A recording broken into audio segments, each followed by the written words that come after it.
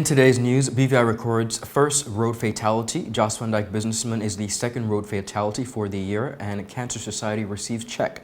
Earthquake felt in the territory of the Virgin Islands, and the relationship strengthened during a recent UNDP visit to the BVI. In addition to that, we look at the COI implementation unit reports on progress. We'll be right back after a quick commercial break. You're watching 284 News.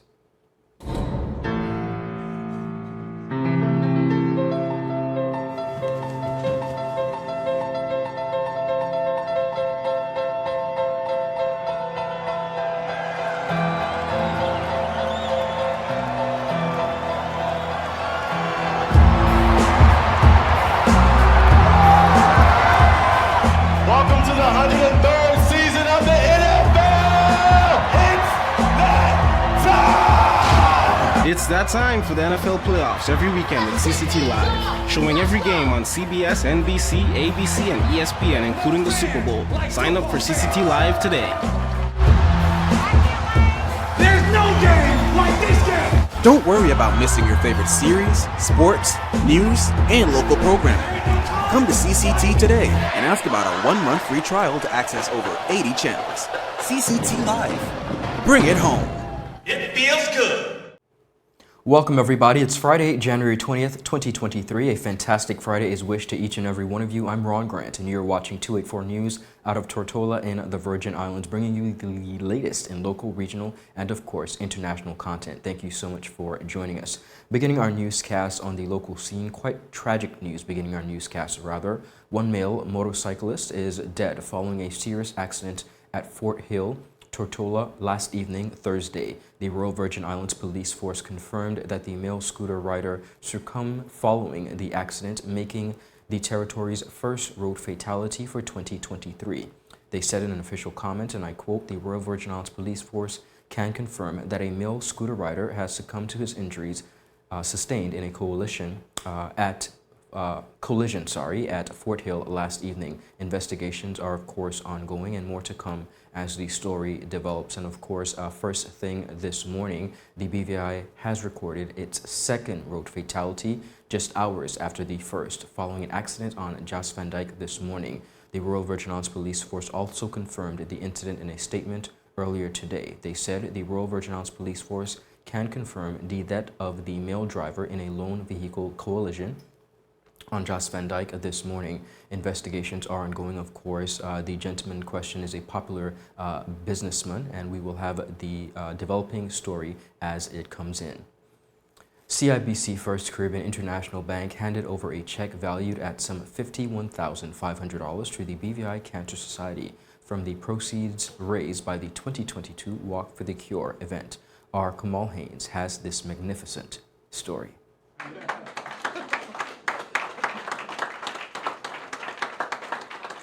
The official handing over ceremony took place at the bank's main hall on Thursday, January 19th, presenting the not-for-profit organization with the largest single payment that it has received to date. But the bank's branch manager, Fabian Devonish, presented the check to the president of the BVI Cancer Society, Ms. Gloria Foy, after disclosing to her for the first time the total amount raised, which surpassed the original goal of $50,000. As you may know, the president of the BVI Cancer Society, Ms. Gloria Foy, would appear to live by the challenge, go big or go home, and encourage us to raise the target to $50,000 in 2022.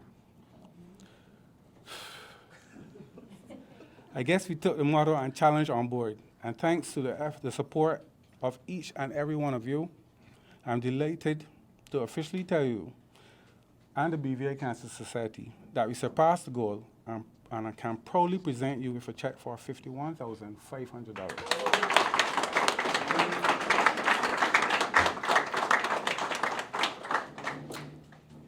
This will continue to assist you with your invaluable work. President Foy thanked all the donors involved for their collective contribution to her organization. The year 2023 might be new, but the work that has brought us together today is not. What we are witnessing today is a culmination of months of hard work and charitable commitment from Mr. Fabian Devonish and his amazing team.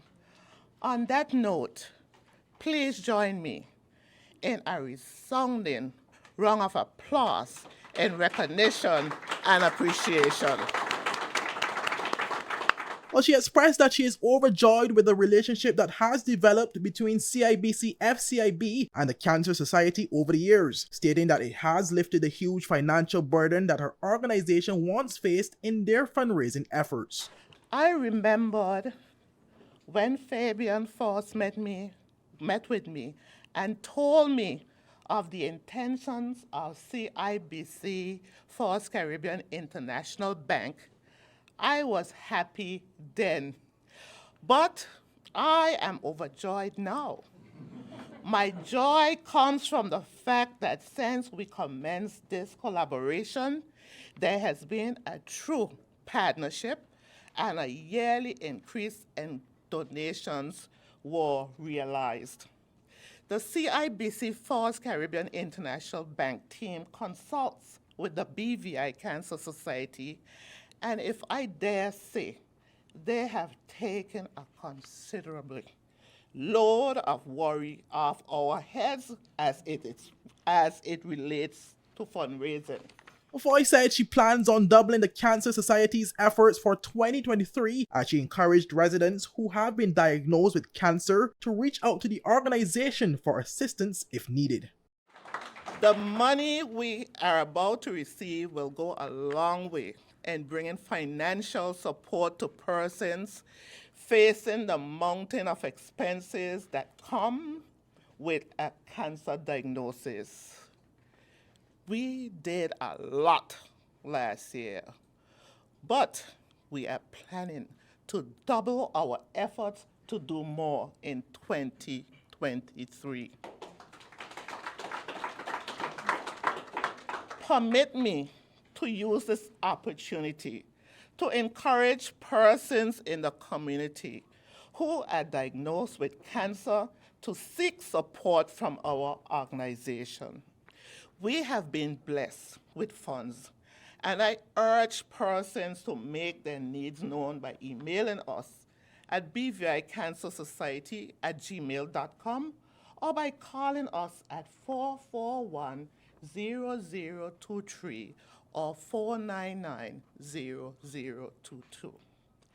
Foy says she is hopeful that the overall fundraising goal is raised to $75,000 for the year 2023. Meanwhile, Head of International Corporate Banking, Ms. Vernicia Holder, provided an outlook to the many charitable initiatives that the bank will be hosting for 2023. She confirmed that their marquee event, the Walk for the Cure, is already set in stone with an October 7th, 2023 date. We have a draft Walk for the Cure campaign calendar for this year, and it includes Men in Pink, which will be in June, Hike for the Cure in July, Hunt for the Cure in September, and or Walk for the Cure, which already has its date, and you can put this in ink in your calendar. It's on October 7th, 2023. Reporting for 284 News, I am Kamal Hayes. It was quite a rocky morning in the Leeward Islands as a 6.5 magnitude earthquake rattled the area. Many residents reported feeling the shaking, including the Virgin Islands. The Department of Disaster Management confirmed the event and provided further details in a statement. According to the DDM, the earthquake's epicenter was located at 65.75 kilometers south of Montserrat at a depth of 166 kilometers. The shaking began at 7:23 a.m. and lasted several seconds. The DDM has further advised that despite this morning's event, there have been no warnings or watches issued for the Virgin Islands. Now, other islands who reported feeling the event include Montserrat, Guadeloupe, Antigua and Barbuda, Dominica, Martinique, and St. Lucia. Viewers, up next we have a lot more local news coming your way. We'll be right back after a quick commercial break. Hon, it's asking for your password. Huh? You were logged out. I need the password. BR. What's the rest? BRANDI, the number 4, EVER? Who's Brandy? We're like the password that isn't your ex-girlfriend's name. CG Insurance. Good like that. I should have changed it. You should have. You're right.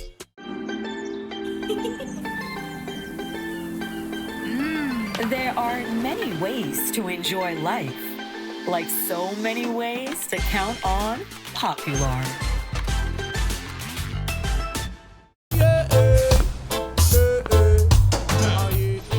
Father Jesus, that line you long like church service. Alright, do enjoy the rest of the day. Next customer line, please. Wait, hold on a second. Yes, Sonny boy, come, yes, Good Sonny. morning. Good morning, Sonny boy. Hold on there. You must have cut fun topic. It's okay, I'll take care of it. What? No man to take care of me. How may I assist you? Yes. You want top of power? You want top of power? Join the prepaid party with CCT and enjoy more affordable data plans, more top-up promotions, more savings with hero bundles, and more value for your money each and every Tuesday with Top Up Turn Up Tuesday. Visit a CCT store today or anywhere CCT Top Up is sold and top up your phone. 5, 10, 15, 20, 25, 30. You want top of power? Welcome back, everyone, and thank you so much for sticking with us. On to more local news. Premier and Minister of Finance Dr. the Honorable Natalia D. Wheatley hosted a large gathering of dignitaries at a reception to commemorate the 20th anniversary of the BVI London office. Premier and Minister of Finance Dr. the Honorable Natalia D. Wheatley hosted a large gathering of dignitaries at a reception to commemorate the 20th anniversary of the BVI London office. While speaking at the event, Premier Wheatley stated that the BVI London office is the outward extension of self-government in the territory, which began in 1950 and continues to develop today. He recalled the vision of the late former Premier and Minister of Finance, the Honorable Ralph T. O'Neill, OBE, when his administration successfully acquired BVI House and established the BVI London office in 2004.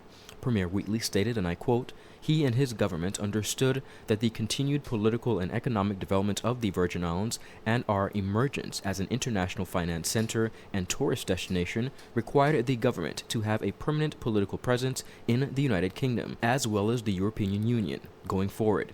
The Premier said that the permanent political presence also provides access to other international partners via the diplomatic corps in London, Brussels, and the Commonwealth.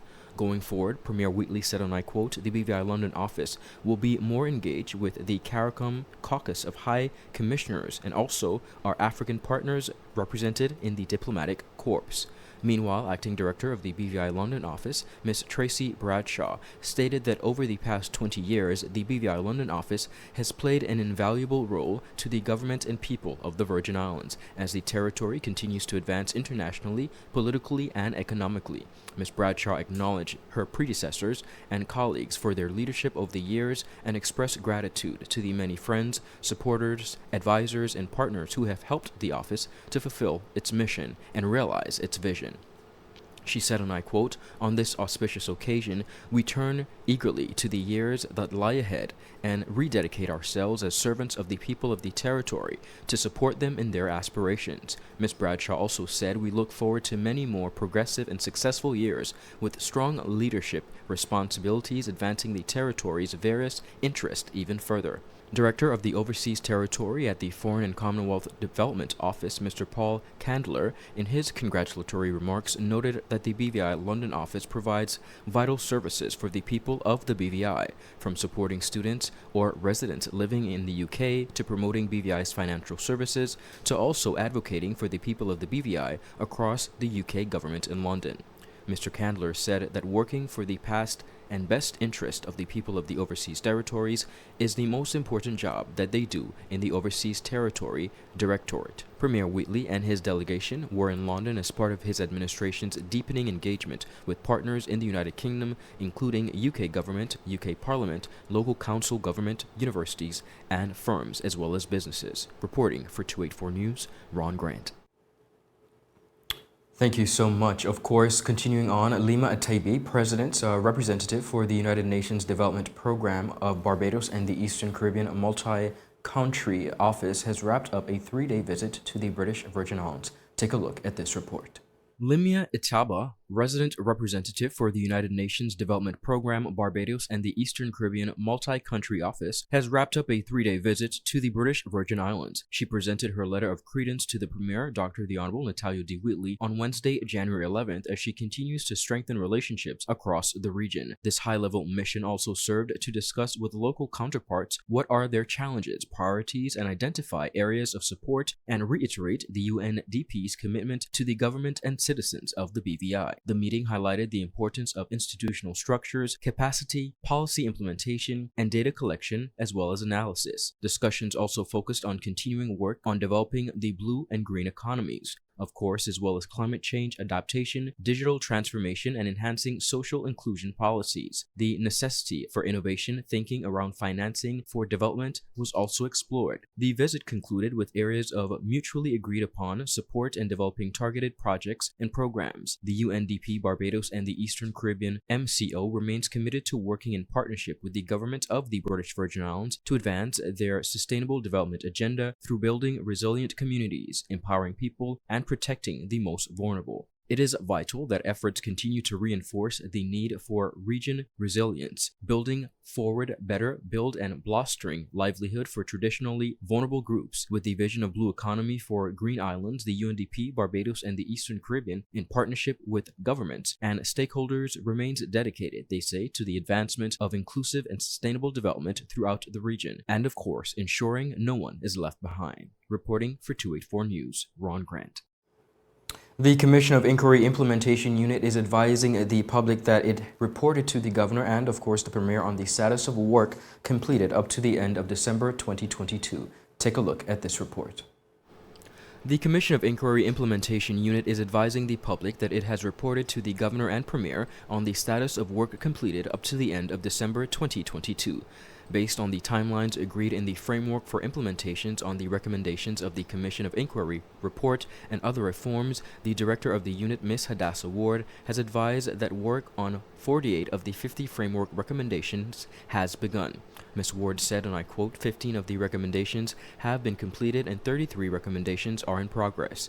The recommendations are currently split into 132 actions. Of these, 52, which is 39%, are completed, 31, which is 23%, are in progress and on track, and 26, which is 20%, are in progress but experiencing challenges, and some 22, which is 17%, have not been started as yet. She noted that during the month of December, 2 independent reviewers completed and submitted their report, B25, the establishment and maintenance of statutory bodies, and B29, review of the membership of statutory boards. These will be submitted to Cabinet as information papers and laid before the House of Assembly before the relevant ministries begin public consultation and continuing to change the relevant policies and procedures and requesting legislative amendments. The Auditor General completed and submitted 3 reports, B12, House of Assembly Assistant Grants, B22, Claude Skelton Klein Government Contracts since 2019, and B23, Easy Shipping Government Contracts, Radar Badges since 2019. She said that the dashboard gives a pictorial summary of the status of the fulfillment of the COI recommendations as agreed within the framework. The key shares each of the 50 framework recommendations now being worked on as the main focus of the government of the Virgin Islands to raise our standards of governance in the beautiful territory, so you can track the status of work on each recommendations. Now, the public is advised if they have any specific questions on the implementation of any of the COI framework recommendations to please email the COI Implementation Unit directly at implementationunit@gov.vg. The COI Implementation Unit assists in coordinating the overall delivery of the COI recommendations, which includes providing support to ministries in developing work plans for the delivery of recommendations. The unit also assists in drafting policy direction and the development of new work programs and systems.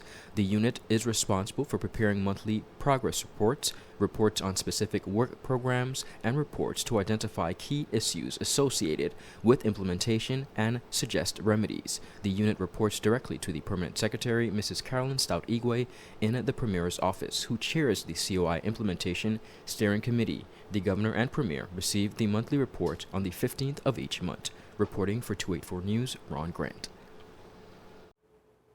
All right, everyone, when we return, we pan across the region to see what's taking place. We'll be right back after a quick commercial break. Is business slow? Cash flow down? Hosting an upcoming event? We can help. Advertise with 284 Media and take your business or event to the next level by enhancing your present marketing and messaging strategies. Allow our team of experts to create a personalized ad that sets your business apart from all the rest. This could be your business or event. So, what are you waiting for? Contact our marketing team at 284media@cctbvi.com. Advertising with us works.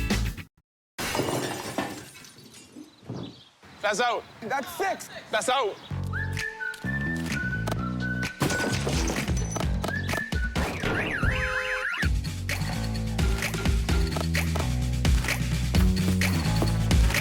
With worldwide medical coverage and affordable premiums, we're like a home match that isn't played at your actual home. CG Insurance. Good like that. My turn. Oh, come on, guys. Yo, everything good, Dad? Aye. This thing got me one way, Daddy. What do you mean? Ever since I hook up with this thing, can't eat, I can't sleep. This is the first thing I touch it when I reach home. What do you really? Hey, this ain't like you, you know. Dad, this thing got me staying home, keeping out of trouble me. Wow. What your name is? Shit. I talking about my CCT life. Don't worry about missing your favorite series, sports, news, and local programming. Come to CCT today and sign up for CCT Live to access over 80 channels. CCT Live. Bring it home. 1 month free trial turn into 5. 5 months turn into, well, you know I hustle. I watching ball. I been watching football. Dad, Nickelodeon, Paw Patrol. I am hooked. Hook, I tell you.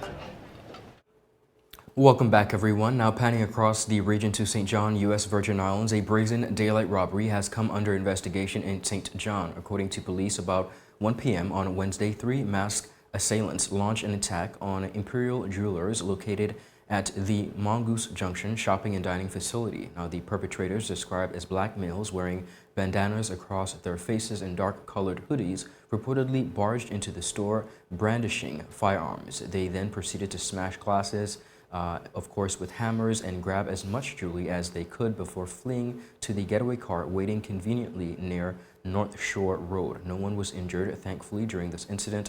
Efforts are ongoing, the police say, to determine the value of the goods stolen as well as the damages made to the store during the attack. Now, as investigations continue, the Virgin Islands Police Department is appealing to members of the community to provide any information that may be valuable in this regard. On the regional scene as well, former Stocks and Securities Limited manager Jean-Ann Panton has confessed to defrauding several clients to the investment firm in a major fraud scheme that has also impacted Olympic legend Usain Bolt. More on this report. While it remains unclear whether Panton's scheme directly impacted Usain Bolt's account, the client relationship manager detailed her involvement in the scheme in a signed statement that was in the presence of her attorney.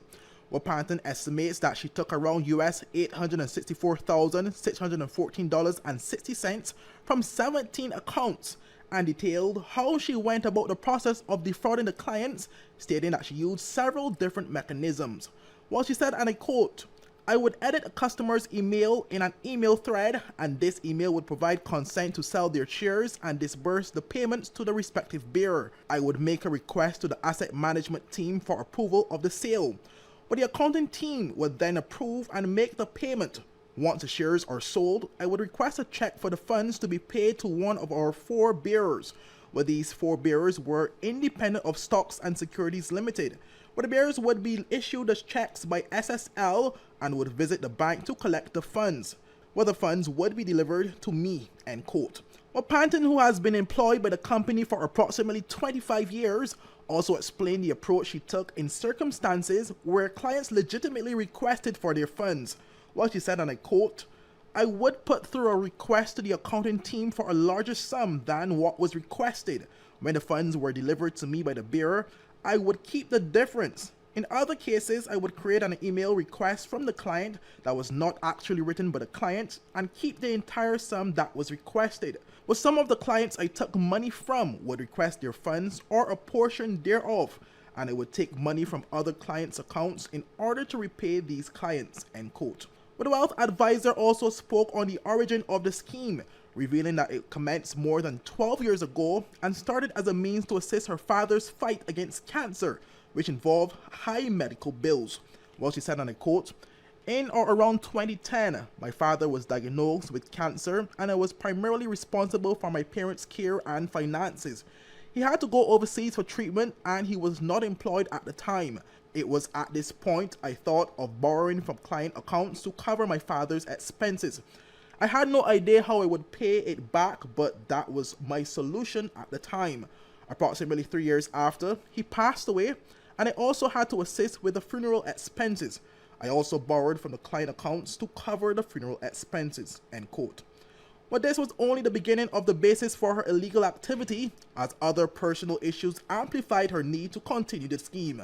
Well, she said, "My brother also attempted to kill my mother and was committed to a home, and I covered his expenses.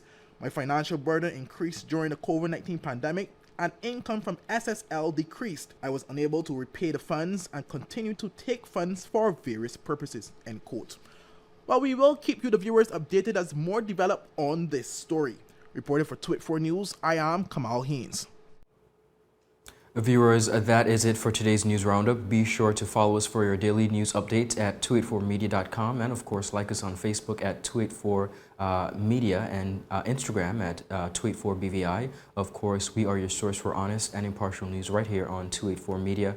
Thank you so much for sticking with us this week. Do have a beautiful rest of the day, a happy Friday. Remember to join our Jaka Wooding tomorrow for the weekend news roundup with the top stories of this past week. Have a beautiful rest of the day. Reporting for 284 News, I'm Ron Grant. Bye-bye.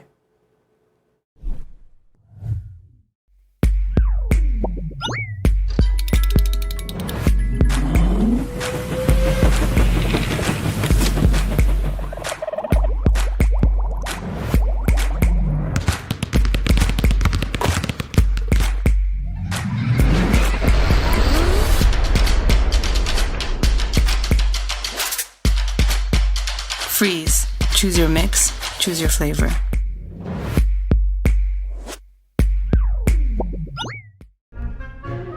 So you're saying I can ask this cat any question? The cat is connected to the computer.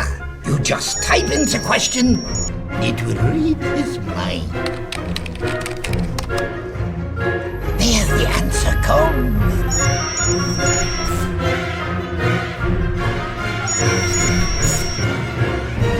You're the man! I've been looking for this for weeks.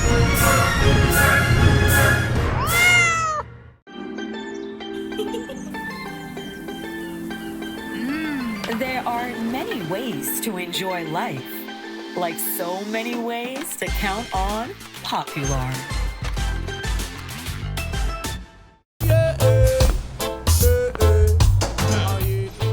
Father Jesus, that line here long like church service. Alright, do enjoy the rest of the day. Next customer in line, please. Wait, hold on a second. Yes, Sonny boy, come, yes, Good Sonny. morning. Good morning, Sonny boy. Hold on there. You must stop cut front of people. It's okay, I'll take care of it. What? No man to take care of me. How may I assist you? Yes. You want top of power? You want top of power? Join the prepaid party with CCT and enjoy more affordable data plans, more top-up promotions, more savings with hero bundles, and more value for your money each and every Tuesday with Top Up Turn Up Tuesday. Visit a CCT store today or anywhere CCT Top Up is sold and top up your phone. 5, 10, 15, 20, 25, 30. You want top of power?